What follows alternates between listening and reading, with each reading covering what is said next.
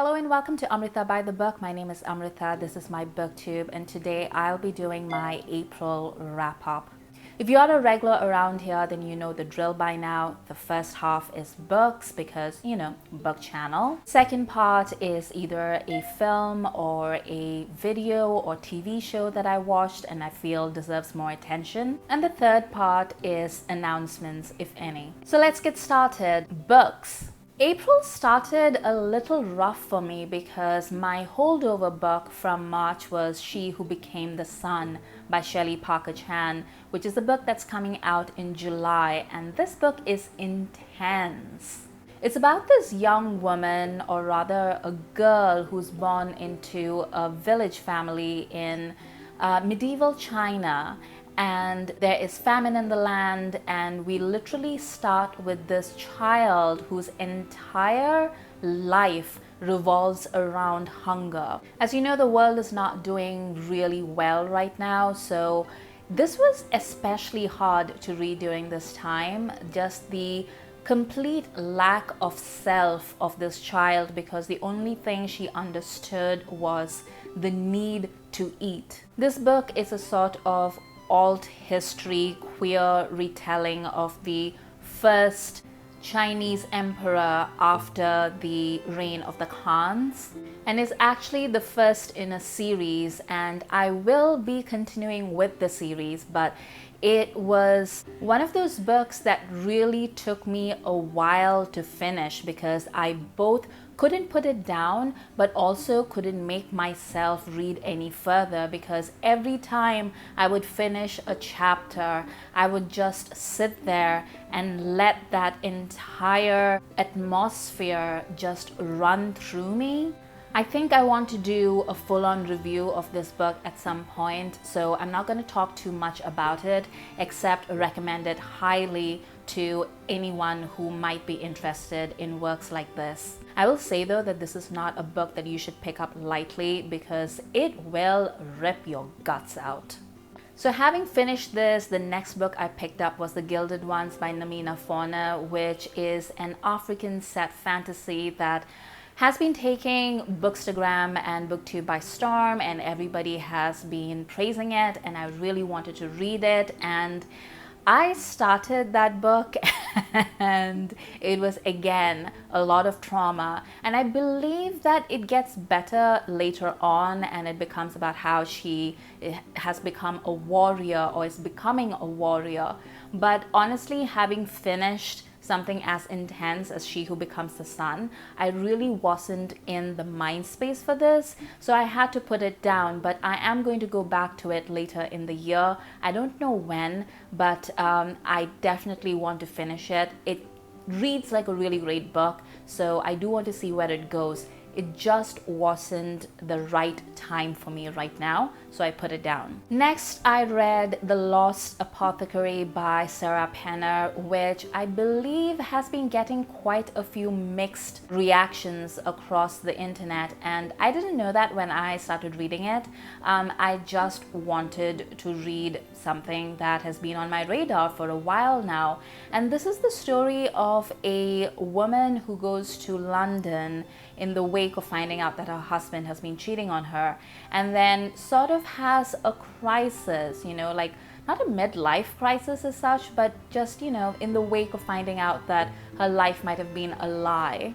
And she stumbles across this group that's going mudlarking in the Thames, and she finds this intriguing little glass vial, and it leads her down this path of research. And the book then proceeds on two tracks. So in the modern day, we are following this woman and what's happening with her, and then in the past we see the woman who owns the apothecary shop that had that vial. And this book was really frustrating to me because the historical parts of it were really good. That particular portion focuses on this woman who is really having a crisis of conscience, and that particular crisis manifests as this sort of physical illness, and she really doesn't know where she's headed in life until she meets this precocious young girl who is in a bit of a sticky wicket, and through her relationship and her interactions with this child, she finds a new lease on life, except her past might be catching up to her. And that was a relationship I believed, that was a dynamic that I believed and I was invested in.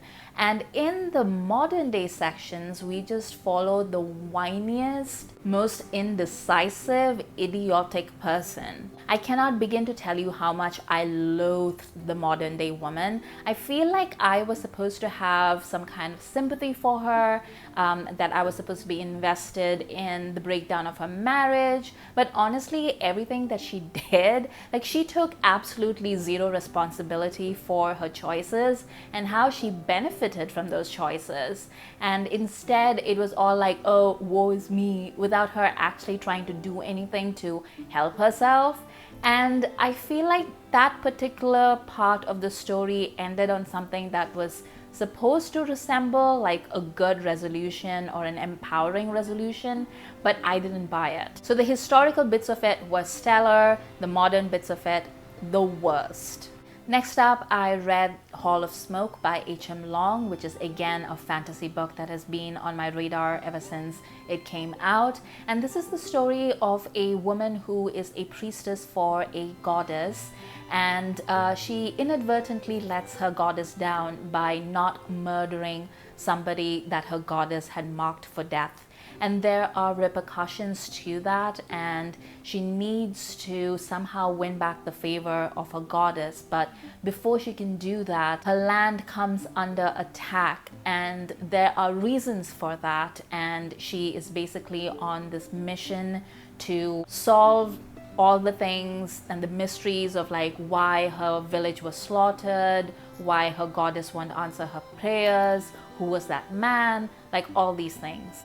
This book actually had a different tone than I expected it to, but it was still a good read. But again, it was a really sad beginning. I don't know why I've just been reading so many books with sad beginnings. It didn't mess me up the way that some of the other books on my reading list for the past month did, but it was still a pretty good read, and I like the fact that it was standalone. Next, I read Theft of Sunlight by Intisar Kanani, and last year I had read the first book in this series, which was based on the Goose Girl. And this is a little bit weird in that it is not really a sequel, but it is in the same universe as that book, and it features some of the characters from that book. The first book was about this one girl and a princess, and then, you know, the prince that she's supposed to marry and their journey to find each other. And now in this book, basically the universe is expanded and we are focusing on things that have been happening in the background of that first story. But the main protagonist of this story is someone entirely different. Now, I didn't do my research, so I didn't know that this is supposed to be a duology. So it's a duology set in the same universe as the first book. I really like the character of the lead in this particular story, and I am invested enough to want to read the second book. But because I didn't know it was a duology, and because Kanani chooses to end the first book, you know, this particular book, on a cliffhanger, and I hate cliffhangers. It just came out of nowhere. I didn't know that was what was going to happen. It really impacted my feelings towards this book in retrospect. But I feel like I'm going to wait and read the second book and then sort of review it as a whole. And I feel like I am going to give it a positive review at the end, just because I really enjoyed this book and these were characters that I was really invested in. It's funny because halfway or like 3/4 of the way through the book, I was telling my friends, like, I don't know how she's going to find a resolution for these many threads in what's basically 25% of the book left. And then I came to the end and I was like, oh, that's because she's not going to resolve everything. The next book I read was These Violent Delights by Chloe Gong. And again, this is a book that was really big on BookTube when it came out. I was really excited to read it. And again, nobody told me that it ends in a cliffhanger. This is basically a Romeo and Juliet story that is set in 1920s Shanghai. And Romeo and Juliet are basically from warring mafia families in Shanghai, one Chinese, the other Russian. I personally don't really care for the whole Romeo and Juliet dynamic, but in this particular case, I think it really worked. I loved the characters. I love the fact that they are caught in this trap of the families that they were born into, but are still themselves and trying to save this kernel of truth about themselves. I love the relationship between the two of them and the tragedies that they have to face in order to be with each other. And I don't know how that is going to resolve, if this is going to end in a tragedy. We'll find out in the second book in the series. But all the same, you know, this was such a clever book. There are all these threads going on in the background about family and loyalty and race and colonialism, and also there's a fantasy element of this monster who is attacking people, and you know, like this a world in which we also believe in mythical monsters when there are, you know, the two-legged variety that are walking through town. It was super interesting. Chloe Gong had my attention throughout. I think I'm going to absolutely enjoy reading the second book in the series as well. But again, I would have loved this book a lot more if I'd known it was a cliffhanger and had just stayed off it until the second book came along, and then I could just read the two together, and then I would be so much happier. Being in search of happiness, I next read Anchored Hearts by Priscilla Oliveras, which is a book that came out on the 27th of April, and I got an advanced reader copy of this through Netgalley, and it is delightful. I'm going to link down to a interview that the author did with the channel A Mighty Blaze. And this is just a sweet second chance romance set in a Cubano family in the Key West, and it's about childhood sweethearts who are reconnecting after an accident, and they need to basically figure out if it's possible for the two of them to be together when they have such divergent needs and aspirations, and yet can't get over each other. If you're looking for a fun contemporary romance, then this is it. And it's also closed door, so for those of you who don't like things that are too explicit, this is perfect. I also read The Secret Bridesmaid by Katie Birchall, and this was again an advanced reader copy through Netgalley, and I really enjoyed it. It was super funny. The one thing, okay, I'll set it up first. So it's about this woman who lucks or basically invents this job for herself where she will join your wedding party as a bridesmaid even if she doesn't know you, and then she'll basically be a kind of wedding organizer. She'll give you support, a shoulder to cry on, she'll make sure that everyone behaves themselves, and you'll be paying her for it, but she will also maintain a discreet silence and not let anyone know that she's actually been hired for the purpose. So basically, you'll have your normal wedding experience, but one of your bridesmaids is actually your agent. So the thing that I discovered through the reading of this book was that I actually don't care about weddings that much, which is something that I knew about myself already, but this book really brought it home to me. So I feel like if you do like weddings, if you are really interested in like bridezilla stories and like the nitty-gritty decisions that go into the design of a wedding, then I feel like this book is perfect for you. But even without that element, I really enjoyed it, because even though this book is actually billed as, I think, a rom-com, It's kind of light in the romance department. Like, the romance is definitely a subplot and an integral one, but it's really about a woman who is really good at her job and about female friendships, and it's funny and it's sweet, and I really enjoyed it. It has this old school vibe to it that I really enjoy, actually. So if you're looking for contemporary chick lit or women's literature that has a romantic subplot, then you might want to check this out.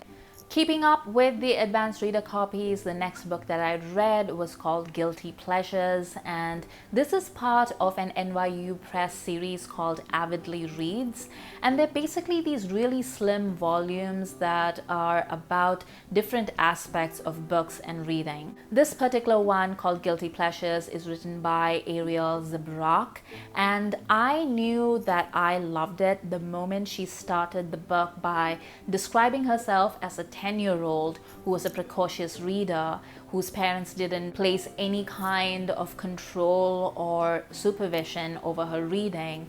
And she read Lolita, and then she had to go to school and do a presentation for homeroom, and she decided to do her presentation on Lolita. But obviously, being 10 years old, all the sexual bits just, passed right over her head, and so she made a presentation about this book about a seriously overprotective stepfather who took his stepdaughter on a very interesting vacation. I laughed, but really, that was me. I was 100% that child, and I immediately identified with the author so much. And then it really helped that the rest of the book was really funny and really smart, and I believe Rosie and Katie and I are going to be doing a panel on this in June.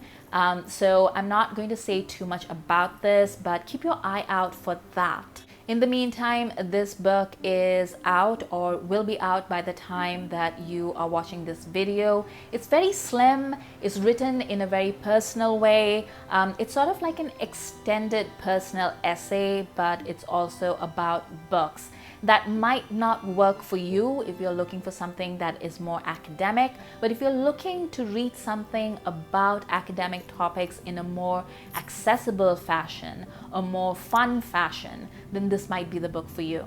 My great discovery this month, however, was A Master of Gin by P. Jelly Clark. I've talked about Clark multiple times before on this channel. I feel like I might have even mentioned this book before in one of my other videos last month, and I love it. I'm going to be a right nuisance about this book until everybody's read it. It is funny, it is queer, it is feminist, it is all the things. The main setup for this story is that it's set in this alt history world in 1912 Cairo. And the conceit is that sometime in the 19th century, this particular person, who was considered to be a messiah or a prophet, opened a portal into another world, and that has allowed magical creatures into our world. Now, these magical creatures vary depending upon which part of the world that they are in, and they have allied with the indigenous peoples of those lands in ways that are very unexpected and interesting. So one of the side things that has happened is that, for example, colonialism has been affected because a lot of the brown and black populations have these old magical creatures who have allied themselves with the local population and have thrown the colonizers out. I plan to do an in-depth review of this book, but I will link down to the original short story that sparked this full-length novel, and you can read it for free on the Tor website. If you're interested in fantasy, if you're interested in murder mysteries, if you like women, platonically, romantically, what have you, you want to check this out. Last up, the two books that are going to be following me into May are The Rose Code and The House in the Cerulean Sea. The Rose Code is a historical novel about three women who were part of Bletchley Park, and I am about, I would say, a quarter of the way through, and so far I'm really into it. Whereas The House in the Cerulean Sea is of course by TJ Klune, and I mean, all of BookTube and all of Bookstagram were in love with this book last year, which is one of the reasons why I didn't read it last year. Now I am reading it, so I'm just, one chapter in. Maybe I'll love it, maybe I won't. Let's find out. So that was all the books that I read in April, and now let's talk about some of the things that I watched. In particular, so I really wanted something fun, something to just take me out of my head, and my friend Prats recommended this Chinese drama called The Story of Yangtze Palace, and I loved it. It's a murder mystery, or it starts out as a murder mystery, and it's about this young woman who discovers that her sister has been murdered while she was working in the Forbidden Palace of the Qing Emperor, and therefore she goes to the palace herself as a maid to find out what happened to her sister, and she eventually ends up as the Empress. I loved the lead character in this. I mean, she was smart, she was sassy, she wasn't long suffering. I am so sick and tired of long suffering Asian heroines. So it was really great to find somebody who had a bit of sass and kick to her. I love the fact that she can think ahead, that she can plan ahead, she keeps grudges. She's a real badass and a survivor, and I really enjoyed it. And as I was watching clips of it on YouTube, people in the comments were talking about how much they enjoyed this other series called Rui's Palace of Love. And I was like, ooh, a romance? And so I tried watching some of that, and it turns out it is the exact same story as the story of Yangtze Palace, except it's told from the perspective of one of the characters in Yangtze Palace, who is presented as the villain. So in Rui's Palace of Love, all the people who were heroes in Yangtze Palace are presented as villains, and the people who were presented as villains in Yangtze Palace are presented as heroes.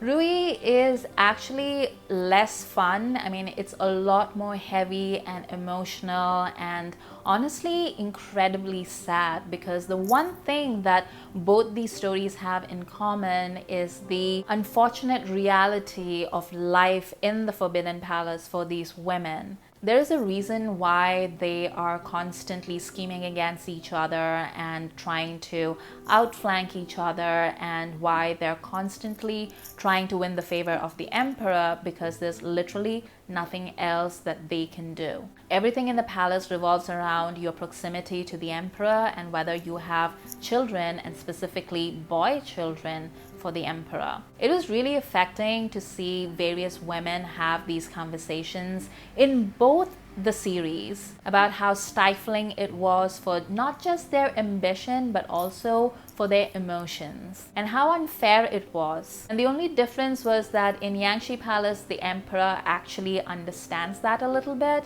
whereas in Rui the emperor is basically an ass.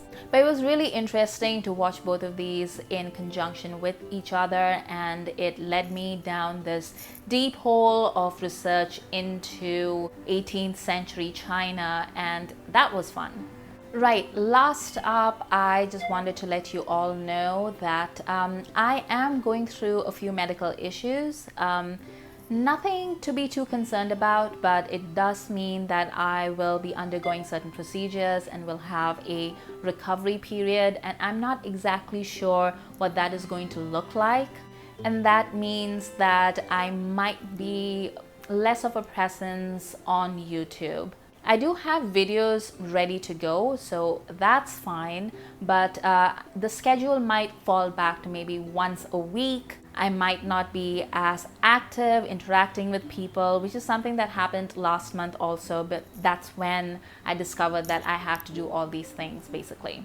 But looking forward, I will be celebrating my 1-year BookTube anniversary very soon. So I don't know what I should be doing. I mean, this is a pandemic channel, so it feels kind of weird to be celebrating. But also, I mean, I did find a community. I've made so many great friends, and these videos are really a great source of joy and fun for me. So I do want to celebrate that. So should I do like a Q&A? Like, should I do some sort of collab? Like, what would you like to watch and what do you think I should do? Like, sound off in the comments below. Let me know what you think I should be doing.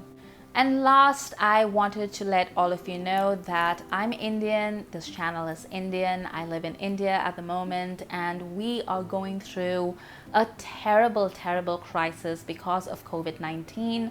And I would be so grateful for your good vibes, your thoughts and prayers. If you wanted to just send something off into the universe for all the people that are suffering from it right now. And also, if you have anything lying around, like, you know, money that you might spend on a coffee and you can spare it, then I would really, really appreciate any kind of help for the people that need it.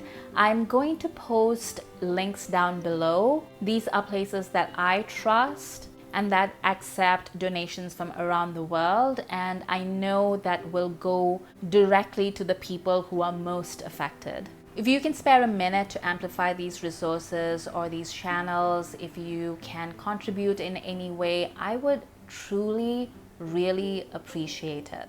But until next time, thank you all for watching, and I wish you happy reading and better days ahead for everyone. For more videos, please hit the subscribe button.